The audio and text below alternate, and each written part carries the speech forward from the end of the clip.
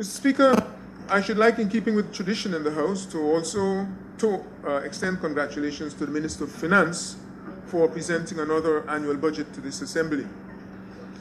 He has, well, I don't know what that means, he has done so in a climate of anxiety on the part of the populace, and judging from their silence and subdued mood on the part of his colleagues on that side of the House also.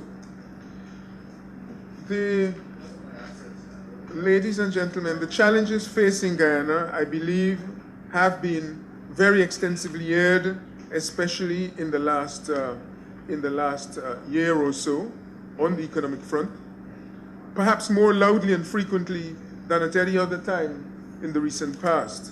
It appears, however, that the priorities that should inform the preparation of budgets and overall economic planning are not perhaps shared in a consensual manner as they should be.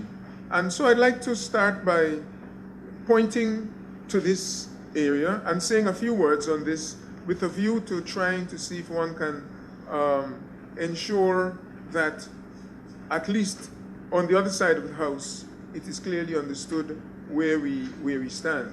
The election of 2011 yielded a result, Mr. Speaker, that left, I think, few of us really satisfied. And although on this side of the House an overall majority exists in terms of the number of seats, the manner in which those seats are allocated, I don't think so. I don't think this is whether we like it or not, the electorate decided not to place in the hands of a single party a majority. And that has the effect, and obviously I think everyone else would see it as constraining the power of the executive and its representative in this House. And the significance of that outcome in relation to some sections of the electorate is, of course, often a topic for debate over drinks and elsewhere. But the simple fact is that with not a majority of votes in the hands of the governing party, the business of the House has to be a matter that is undertaken on the basis of some understanding or common understanding on both sides.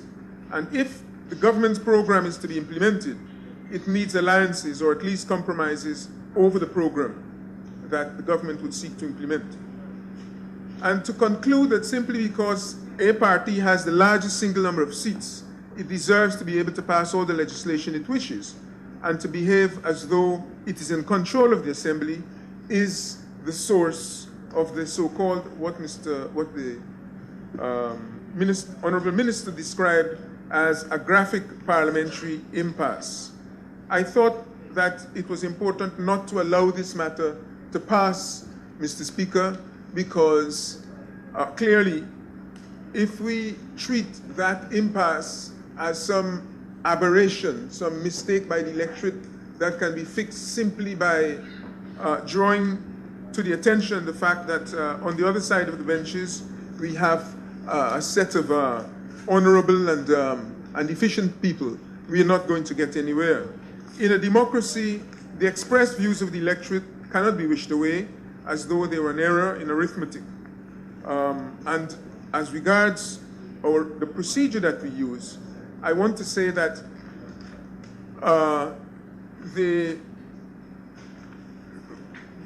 reference I made to Mrs. Bakker just now, I'm reminded that she used to very often speak to this question of the arithmetic that the election itself generates, and would often, I think, in deference to Mr. Mansur Nadir, cite a comment he liked to make that as regards this side of the House, when you have a minority of seats, you can, I think the expression is that we could have our say and the government would have its day. It is a question of arithmetic in the end, and we should try to work to that rather than treating treating the consequence as the result of some devilish behavior on the part of those on this side of the benches. So the thing is, I want to say that the Constitution itself does not qualify or circumscribe the term majority. Whether it's a majority of one, the House exercises the same rules as to whether it's a majority of 40, unless, of course, in specific circumstances, and those circumstances require a 2/3 majority or a referendum. That, I think, is something we have to try and live with. I mention it because quite frequently I hear on the other side complaints that the members on this side are exercising somehow some undemocratic rights because they only have a majority of one. And I think that is most unfortunate. And it reminds me of an observation by Ronald Reagan some time ago. He's not my favorite person, but that he says that governments exist to protect us from each other. And where government has gone beyond its limits is in deciding to protect us from ourselves. And I think that is a very valuable bit of information that we should bear in mind. The other point I want to make, Mr. Speaker, is that the PPP government recognized the need to try and deal with the fact that you need some sort of consensus in this House. And initially, we had efforts at a tripartite set of discussions. The first set of discussions didn't go very far, although as a result of a crisis immediately before the Committee of Supply met in 2012, the government conceded on a number of issues in order to break the deadlock. And that, well, I say a number of issues, but it was specifically on the issue of old age pensions. I mentioned that simply to point out, Mr. Speaker, that the parties were engaged in discussions which threw up many, many issues, all of which were recognized as important, and around which a consensual program or core of policies could well have been crafted. The governing side didn't agree, and in the end, the issues were examined in a preliminary manner, and there seemed to be some understanding that we would take them up in the distant future to try to resolve them. I mention these again, Mr. Speaker, so that I can get the opportunity to remind you, to the extent that we have been discussing on these two sides of the House important issues. Many of those important issues seem to have died after the discussion took place. Perhaps a failure to recognize that in that list of issues were goals that at least a significant proportion of the representatives of the people, as the majority in this House represents, thought that they were worthy of attention and worthy of some more explicit consideration. Very quickly, let me say to you that in the list of 2012 that had been passed to the government and that we had discussions on were the following: the discussion on VAT and the Berbice Bridge toll, the question of old age pensions and public assistance, not only the increase in those, but a significant increase which we thought should have been implemented, the question of the subsidies to Linden, Kokwani, GPL, and Gaisuko, the question of the public service salaries, across the board increases, as well as arrangements for the implementation of transparent mechanisms relating to the appointment of REOs, DREOs, and the issues about the management and modernization of the public service, questions of raising the public service retirement age, depressed areas development fund, the burning question of the NIS and its impending financial collapse, its lack of financial viability at the moment, which the actuary continues to draw our attention to, the issue of GCOM and the constitutional offices and the way that the revenues for the resources for those agencies are captured in the estimates, in other words, the need to amend the estimates as currently presented, and in there were also the question of NCN and GINA and the Auditor General. NISIL was the 10th item.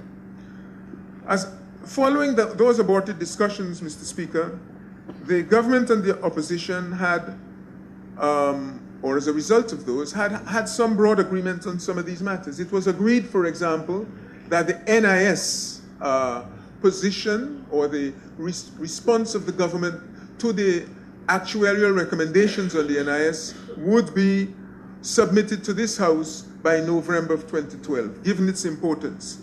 Up to today, we haven't seen that.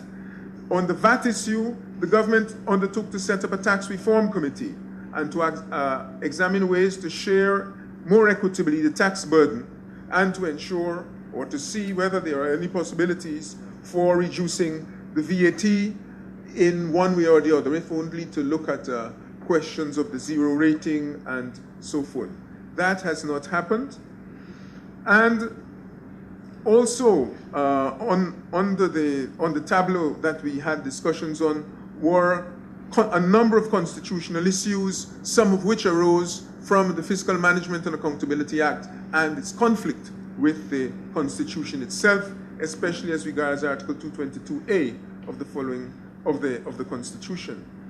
In the subsequent year, namely 2013 rather, we went through a discussion as per 2012 in a bid to try to find some common ground and to agree a process that would cause us to avoid or try to ensure that we avoid these impasses and the sorts of depression sometimes which captures the populace when we approach budget time, whether a crisis is going to beset all of us.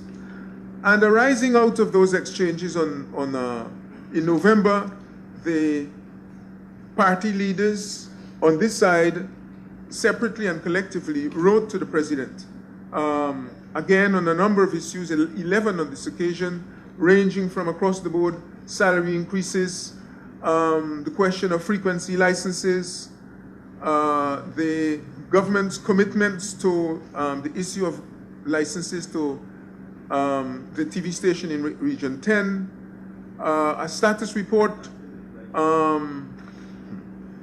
regarding the transfers requested by Guy Supo and GPL, and an update upon the plans that would enable them to get out of the situation of constantly calling on us for subsidies. They were called upon, the government was called upon to reconstitute the Tax Reform Committee, and also the question of constituting the Public Procurement Commission, to establish an Integrity Commission, Human Rights Commission, and a number of the other commissions which were not properly established. There was also the request in that letter concerning the extra budgetary agencies, including NISIL. And again, the question of the NIS arose, and the implementation of the actuarial report, actuarial recommendations. There was, again, the toll on the Berbice Harbour Bridge and the question of political dialogue and constitutional reforms, and a call again for the reestablishment of, or the institution of arrangements so that we can put in place a professional public service. And also the question of dealing with contract employees. I needn't say, Mr. Speaker, that in the budgets between 2012 and now, none of these matters have been properly addressed, let alone reflected in the budget document itself. And in recognition of the dissatisfaction that this had caused, on April the 17th of last year, the President, in a meeting with Mr. Granger and Mr. Granger's team, agreed on an exchange of letters between the Minister of Finance and myself, which would set out a process which would help us towards dealing in a more orderly manner with the pre-budget discussions. And that letter, whilst initially we thought it might be the trigger for ensuring that at least this process is started after so many false starts, has also failed. Only the APNU attended the sole meeting that was convened, and at that meeting, the proposals that were submitted were really not discussed, and no letters were exchanged as part of the commitment that had been made. The point I'm wanting to make, Mr. Speaker, is that the government is in receipt both of proposals pertaining to a budget that could capture a consensus across the aisles, as well as a process that could serve as a blueprint for dealing with the budget discussions and some form of the preparation in future. But in spite of these efforts, we come to the budget of 2014 without really having gone any way significant towards dealing with the challenges that gave rise to the concerns in the first instance. And I'll draw your attention, Mr. Speaker, to the consequences, because in dealing with the budgets in the past, we've had cause to cut the allocations requested by the minister for a variety of agencies. I'm thinking here of the monies pertaining to the commissions, the NCNGINA conundrum, and the considerations that arose in implementing those cuts. It's worthwhile saying that amongst the conditions that were raised here, especially since, Mr. Speaker, in dealing with this in a letter pertaining to whether the estimates were properly before the House, you had asked for an explanation of what were the conditions governing, if you like, the decision of the House. I know we deal with that elsewhere, but just to say to you that we had called for a cultural and social audit and for the adherence of these agencies to internationally accepted professional reporting standards, as well as a copy of the report on the wrongdoing within NCN in 2012. We had a number of other areas, the conditions pertaining to the transfers to GPL under the electrification program, issues pertaining to contracts for some of the major projects of the government, including the specialty hospital, the problem of the LCDS, and the issue of Amalia Falls and the refusal of the House to approve the equity contribution that the government had requested in that regard, and we had also had cause to cut an element associated with the international airport at Timeri. Mr. Speaker, I'm not going through these simply because I want to extend our deliberations today, but I want to say to you that if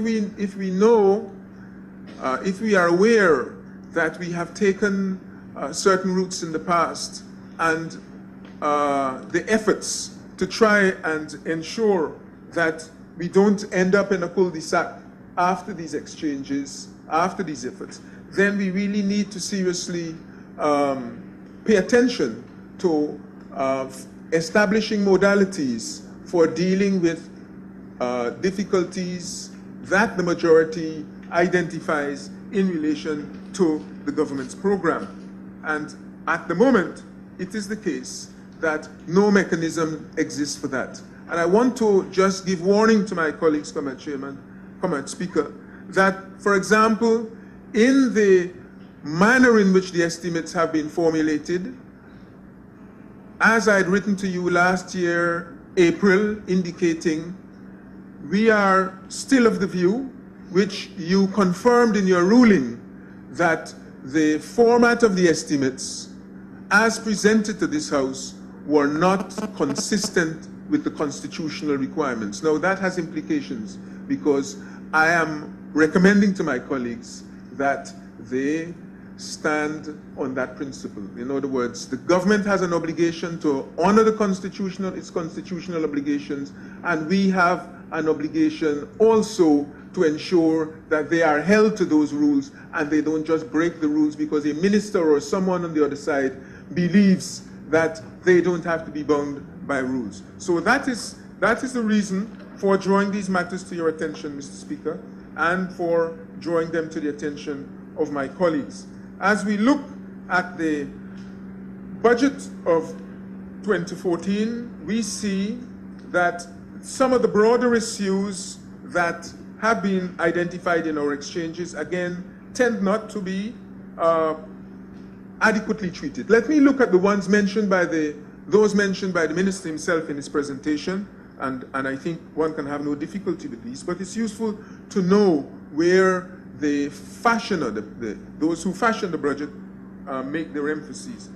I'm not attempting to list these in any order, or the order that the minister cited them, but there were a range of broader goals at the opening section of the budget, ranging from aspirations for home ownership, raising levels of technical and professional qualifications, trying to pursue education for a better quality of life, access to decent public health care system, and the fact that, or the hope that every family should have good reason for being optimistic about their future and should be motivated and incentivized for personal fulfillment and upward mobility.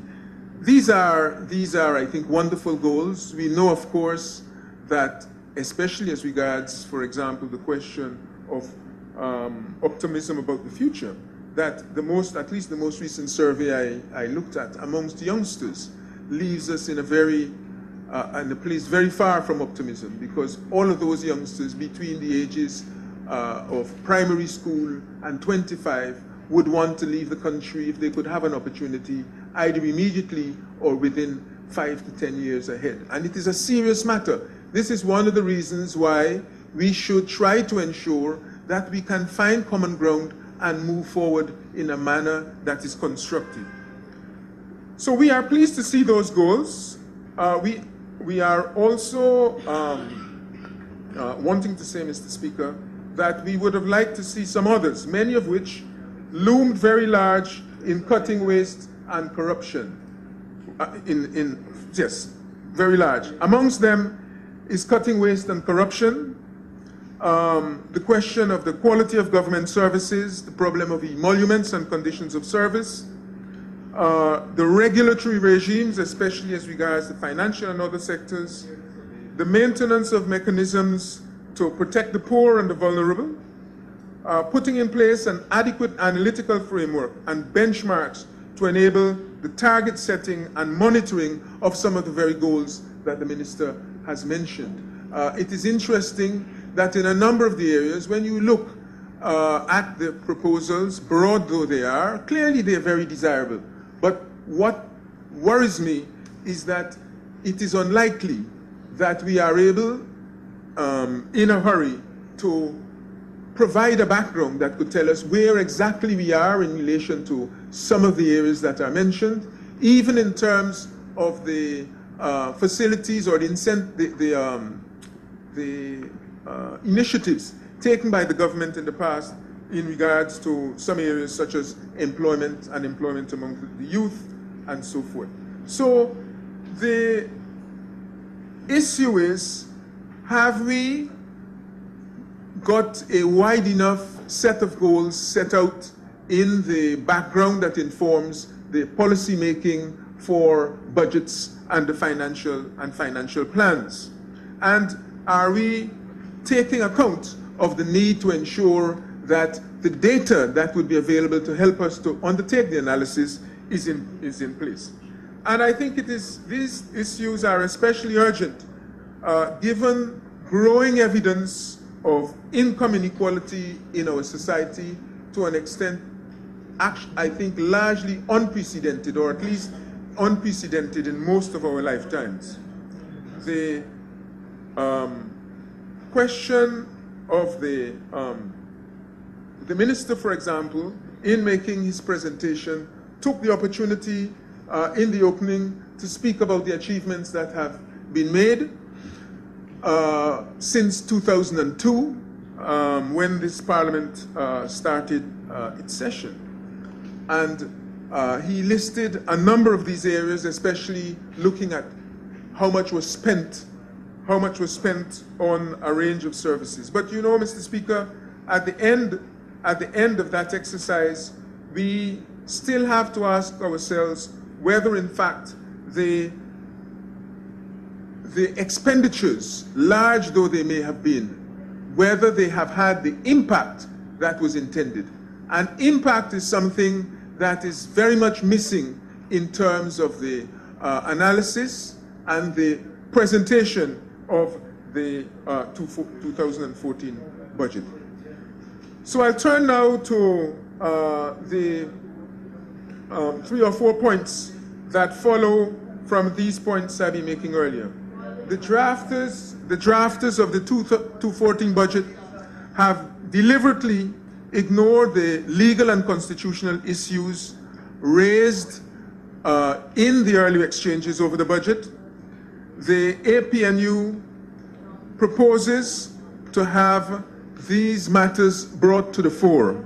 Secondly, in view of the debates that have taken place on a number of fronts, Mr. Speaker, whether it is on LCDS, the state of play in relation to Amalia, and so forth, that and GINA and NCN, that these debates seem not to have been taken into account, and we see almost what is a contemptuous inclusion of items in the budget, notwithstanding the fact that in the earlier debates, the House had called upon the ministers responsible for these sectors to present to it evidence before they would be prepared, or information before they would be prepared to approve monies for these areas. Mr. Speaker, I would like to single out for treatment at this stage the request for funds for Gaisuko. I note that the minister has in passing made reference to what he called a promised soon to be appointed board of directors and senior management. I note that not a word about the demands for ensuring that the board and the management enhance their competence and are less politicized in a manner raised not only by us, but also by GAU. I should like to say, Mr. Speaker, this. The question of Gaisuko is a very important one. There are a number of sectors in this country that are very important, not only because of the number of workers they employ, but because of the import of the industry to our economic well-being and welfare. And because it affects the lives of so many of our citizens, sugar is one of the industries where special attention has always been paid by certainly the governments that I have been part of in the past. Our position has, let me say for those that may have some difficulty with economics, that we have provided considerable support to the sector in the past. And those of you that know a little bit about devaluation should understand that the devaluations of the 1980s had a lot to do with providing Guyana dollar resources to the main net earner of foreign exchange so that they could show a profit in Guyana dollar terms. So if you don't know, ask. Don't be heckling as though you know what you're saying. It is clear, Mr. Speaker, that an industry which is important and deserves support also deserves and needs to ensure that when monies are requested on behalf of its workers, to ensure that arrangements and plans are in place to ensure that the injection of money actually goes towards fixing the problems that gave rise to the difficulties in the first instance. The examination of the work done in relation to both the bauxite and to GPL are the same. That is, that they are important enough to warrant financial assistance, but that the financial assistance should be conditional on the government showing that it understood and it had made arrangements to remedy the difficulties that had got them in hot water in the first place. We have called for medium and long-term plans, and when those plans have been provided, even before the period has been completed, the industry or the company has gone off track. And that is the case of Gaisuco and the others. There's no point shouting sugar workers, because the problem is not the sugar workers, the problem is the government. The problem arises because of government's policy, a policy which seeks to fill the board with a whole set of political appointees, a problem which seeks to appoint managers who are afraid of their own shadow. And your own MP over there, GAU representative, has spoken to this point, and we agree with him in its entirety that GAU's analysis of the weakness of the sugar sector is accurate. We agree with it. And the government must fix those things before they come for more money. That's what we say. Honourable member, your time is up. You will, an extension is required. Mr. Speaker, I move that the honourable member be given 15 minutes to continue his presentation. Thank you. Please proceed, Mr. Greenidge. You are here? Proceed, please, Mr. Greenidge. Thank you very much, Mr. Speaker. Mr. Speaker, GAU has a long list of management and policy inadequacies which is drawn to the attention of the government and the world over the last 5 or more years. And what we're saying is that those complaints should be addressed. And in the longer term, Gaisuco itself, and I must say, Mr. Speaker, in wearing a previous hat, I had funded a study on Gaisuco and its future and how it would survive in the liberalized EU market. And that called upon the industry not only to improve its efficiency, but to diversify into higher value products. And that has also to be part of the plan. That has to be part of the plan, and we agree to that. Mr. Speaker, the Honourable, Mr. Speaker, thank you. The Honourable, what is your, you at least have Mr. no claim to Greenidge, fame. make his presentation, please. Mr. Speaker, the sectoral developments that we have seen set out in the budget leave us cold in many ways. Let me take bauxite. I noticed that the minister made mention of a transshipment and dry docking facility to be constructed in Trinidad and Tobago, presumably at Point Lisas. This, for us, is a puzzle because we had a facility there before. It turned out to be uneconomic in the 1980s, largely because of the low volume of throughput. The industry, therefore, developed a plan which they implemented and which saved money to the tune of $3 to $4 US per ton.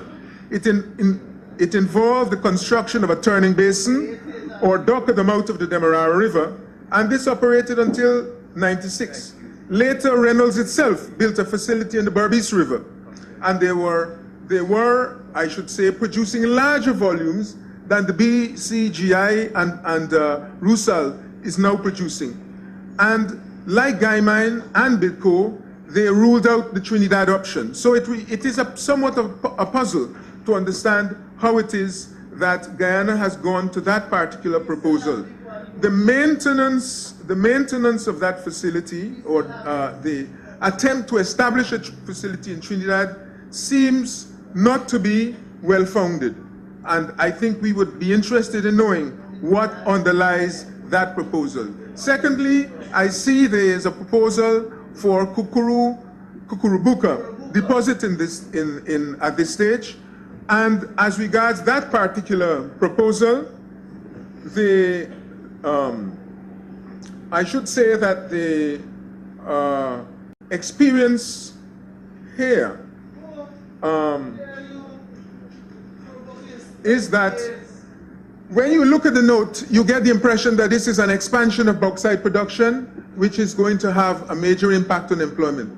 But in fact, of course, it is actually the establishment of a facility to replace the depleted reserves at Kokwani. So it is not, in fact, additional production, and it should not, in a sense, be portrayed in that manner. I would like to say, Mr. Speaker, that in looking at the budget, there are two more points I'd like to make.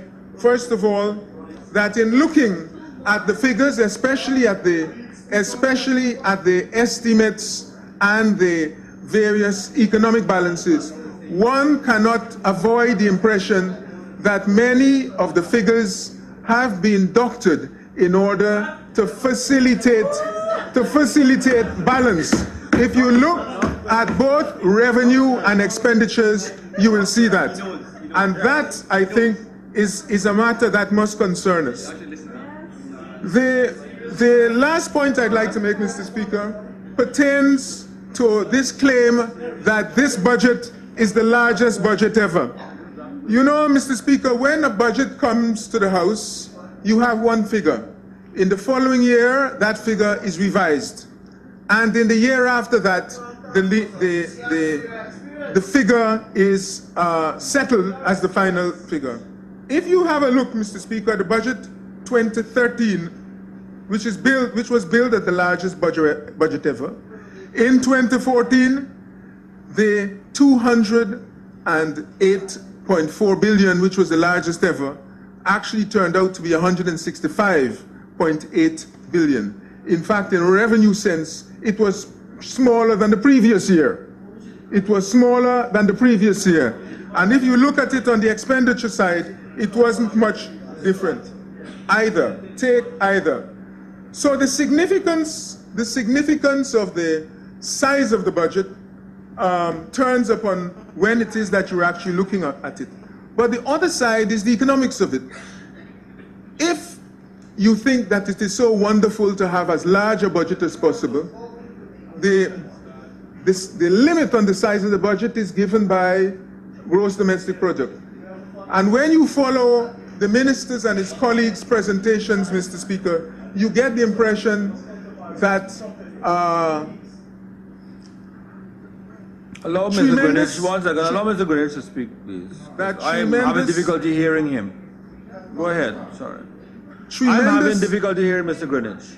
Go ahead, Mr. Greenidge. Tremendous joy and celebration would follow on the announcement that the budget was the largest it could ever be. In other words, it has taken all the gross domestic product. What it means, in fact, Mr. Speaker, when this budget gets larger and larger, is that it is taking a larger share of the income that you earn. And ultimately, the budget's limitation is the total bundle of goods and services that are produced. So the point I'm making, Mr. Speaker, is that the significance of a larger budget has to be seen in the context of the share of income, of your income, that it takes, not in terms of the absolute size of money spent in any particular year.